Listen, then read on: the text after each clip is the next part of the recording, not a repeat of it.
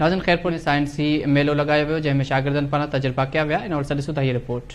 नाज़रीन, खैरपुर जे children academy school में साइंसी मेलो लगायो वियो जंहिंमें स्टूडेंट्स पारां मुख़्तलिफ़ मॉडल जेके आहे उहे पेश किया विया, उन्हनि जा तजुर्बा किया विया। वॾे अंग में शहरनि उस्तादनि ऐं शागिर्दनि शिरकत कई। अचो त उन हवाले सां स्टूडेंट्स, टीचर्स ऐं महिमाननि सां ॻाल्हि ॿोल कयूं त छा पिया ॿुधाइनि। This exhibition is the wonder platform for students. उन्हनि खे हिकिड़ी ग्रुप में कमु करण जी हिकिड़ी सलाहियत थी पैदा थिए ॿारनि में, ऐं उन खां अलावा उन्हनि में जेके आहिनि मोरल स्किल्स डेवलप था थियनि। साइंस एग्ज़िबिशन जो मतिलबु ई असांजो इहो करण जो आहे त ॿारनि में साइंस जी तरफ़ रुझान वधे।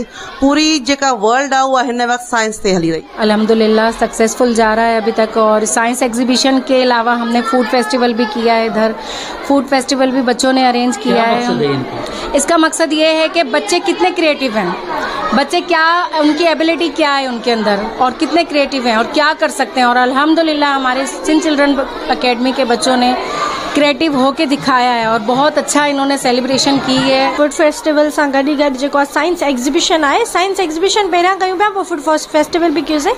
इन्हनि खे असां चऊं था पिया कि एक्स्ट्रा क्यूरिकुलर एक्टिविटीज़ आहिनि जेके असां पंहिंजे स्कूल में कयूं था पिया, ठीकु आहे।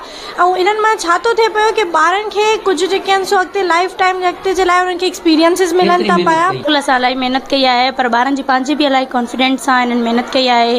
इलाही इन्हनि खे मौक़ा मिलिया आहिनि, इलाही शानदार इन्हनि ॿारनि ब्रेन ठाहियो आहे, फंक्शन ऑफ ह्यूमन बॉडी ठाही आहे, हार्ट ठाही आहे, उहे वधीक इलाही फंक्शन्स आहिनि। एक्टिवेशन लगी वई आहे असांजे स्कूल में, हिकु अलॻि नमूने सां हिकिड़ी एक्टिविटी कई वई आहे जीअं असांजा ॿार अॻिते वधी सघनि, उन में कॉन्फिडेंस अची सघे। त असां बि हिते कॉन्फिडेंस हयो आहे। स्टॉल्स आहिनि जंहिंमें तव्हांखे सैंडविच नज़र ईंदा, तव्हांखे बिरयानी नज़र ईंदी, तव्हांखे फ्रेंच फ्राइज़ नज़र ईंदी। उन सां गॾु असां पंहिंजा प्रोजेक्ट्स बि आया आहिनि। हिन लाइ असांजे प्रोजेक्ट में इहो ॿुधाइण था चाहियूं त लैंड वाटर कीअं थी थिए ऐं असांखे परहेज़ करणु खपे जीअं असांजे मुल्क में प्रिवेंशन कयूं त जीअं असांजे मुल्क में बीमारियूं वग़ैरह घटि थियनि। सिद्धार्थ जीअं जेके असांजे स्कूल में गेस्ट अचनि था या जेके ॿिया ॿार आहिनि जंहिंखे हिननि जी नॉलेज न आहे, हुनखे असां हिन जे बारे में इंफॉर्मेशन ॾियूं जीअं हुननि खे ख़बर पए त सैटेलाइट कम्युनिकेशन सैटेलाइट जेका राब्ते करण में मदद ईंदी आहे। It is changed into a liquid that is called digestion.